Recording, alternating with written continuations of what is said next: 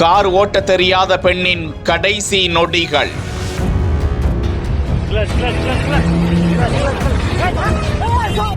அதல்ல பள்ளத்தாக்கில் விழுந்து மரணம்.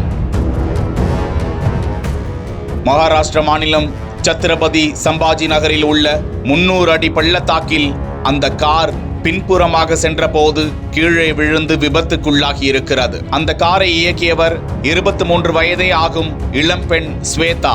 தனது நண்பர்களோடு எல்லோரா குகைகளுக்கு செல்லும் அந்த பாதையில் மலை உச்சி பகுதியில் தான் கார் கற்றுக்கொண்டதை பதிவு செய்ய நினைத்து நண்பர் அதனை வீடியோ பதிவு செய்து கொண்டிருக்க அந்த காரை மெல்ல பின்பக்கமாக செலுத்துகிறார் ஸ்வேதா.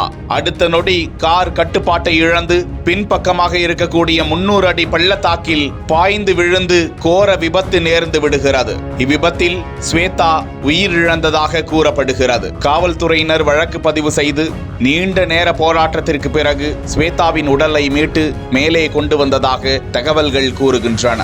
மலை உச்சி பகுதிகளில் கார் பயிற்சி மேற்கொள்வது எத்தனை ஆபத்தை விளைவிக்கும் என்பதற்கு உதாரணமாக ஸ்வேதாவின் மரணம் நிகழ்ந்திருப்பது குறிப்பிடத்தக்கது.